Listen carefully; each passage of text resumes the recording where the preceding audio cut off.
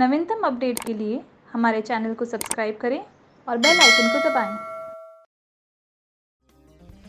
3 important strategies जो एक exporter या इंपोर्टर को एक अच्छे लॉजिस्टिक्स के लिए ध्यान में रखनी चाहिए। आप एक्सपोर्टर हो या इंपोर्टर हैं, आपको ये 3 स्ट्रैटेजीज हमेशा सीनियर मैनेजमेंट के लेवल पे याद रख के उसका पालन करना चाहिए। पहली स्ट्रैटेजी है कंप्लायंस, दूसरी सेफ्टी एंड सिक्योरिटी, तीसरी एबिलिटी एंटिसिपेट करने की और उसके लिए प्लानिंग करने की। कंप्लायंस मतलब जो भी रूल्स है, रेगुलेशंस है, लॉ है, उसको आप अच्छी तरह से फॉलो करें। इग्नोरेंस ऑफ द लॉ या मुझे पता नहीं था, ये तो दुनिया में किसी भी देश में एक एक्सेप्टेबल एक्सक्यूज नहीं है।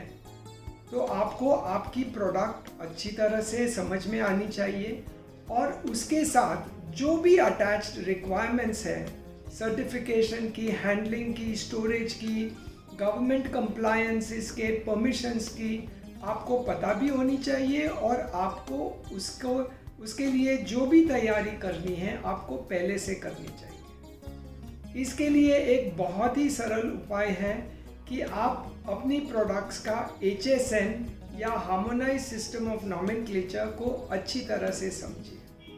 वो नंबर तय करने में किसी भी कस्टम ब्रोकर की मदद लीजिए।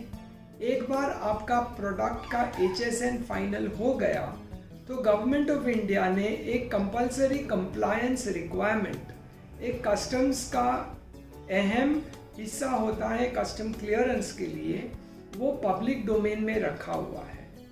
उन्होंने एक कंप्लायंस इंफॉर्मेशन पोर्टल भी बनाया है। तो अगर आपको आपका HSN सही तरह से पता है तो आपको पहले से ही पता है कि आप इंपोर्ट करेंगे या एक्सपोर्ट करेंगे तो गवर्नमेंट ऑफ इंडिया आपके पास कौन से सर्टिफिकेट्स, कौन सी परमिशंस, क्या प्रोसेसेस मांगेगी। तो ये कंप्लायंस बहुत ही अहम है और अगर आप कंप्लायंस में कहीं भी गलती कर देंगे तो आपके कंसाइनमेंट्स रुक जाएंगे। दूसरा है सेफ्टी एंड सिक्योरिटी। आज किसी भी देश में ड्यूटी बहुत ज़्यादा नहीं होती है और ड्यूटी ज़्यादा नहीं होने से वैल्यूएशन इतना इम्पोर्टेंट नहीं रहा है।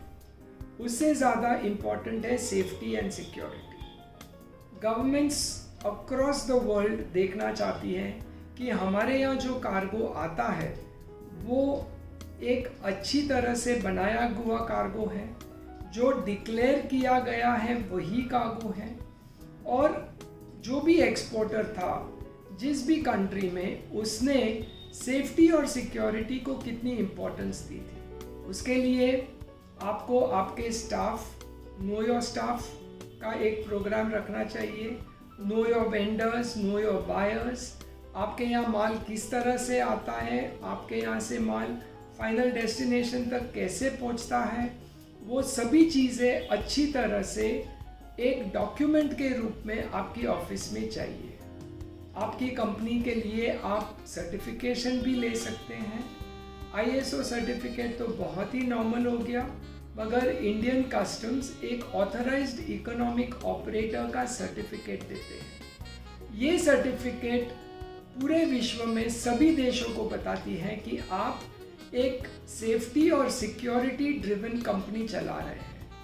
अपने कस्टम ब्रोकर से कांटेक्ट कीजिए और एक AEO सर्टिफिकेट ले लीजिए। तीसरी, आपको प्रॉब्लम्स एंटिसिपेट करना आना चाहिए और उसके लिए प्लानिंग करनी पड़ती है। तो प्रॉब्लम्स एंटिसिपेट कैसे करेंगे? आप एक्सपोर्ट कर रहे हैं या इंपोर्ट कर रहे हैं, तो जो भी कंट्री के साथ आप डील कर रहे हैं उनकी पॉलिटिकल सिचुएशन समझिए, उनकी फाइनेंशियल पोजीशन समझिए, उनके और इंडिया के पॉलिटिकल संबंधों के बारे में जानिए।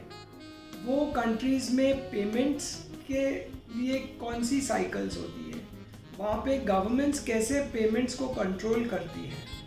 माल आपका जिस भी कंट्री के थ्रू आने वाला होगा उस कंट्री को भी स्टडी कीजिए कि उनकी पॉलिटिकल सिचुएशन क्या है, उनके रिलेशंस इंडिया के साथ और वो जो आपकी दूसरी कंट्री है उसके साथ कैसे हैं। शिपिंग और एयर कार्गो भी बहुत ही डायनामिक एरियाज होते हैं। एक अच्छे फ्रेट फॉरवर्डर से बात कीजिए, उससे समझिए कि क्या क्या प्रॉब्लम्स आ सकती है, क्या स्टैंडर्ड रहेगा, क्या बदलेगा हैंडलिंग में, स्टोरेज में, चार्जेस में, और वो सब समझ के आपको आज के बाद 3 महीने, 6 महीने, 8 महीने, 1 साल के अंदर कौन से प्रॉब्लम्स आप फेस करेंगे उसका अनुमान लगाना आपको आना चाहिए, और उसको आप ओवरकम कैसे करेंगे उसकी प्लानिंग भी आपको तैयार रखनी पड़ेगी। ये कुछ सिंपल स्ट्रैटेजीज हैं जो हर एक सीनियर मैनेजमेंट एक्सपोर्टिंग या इंपोर्टिंग कंपनी में उसको देखना चाहिए। For detailed learning of all logistics subjects, visit www.logiveda.com.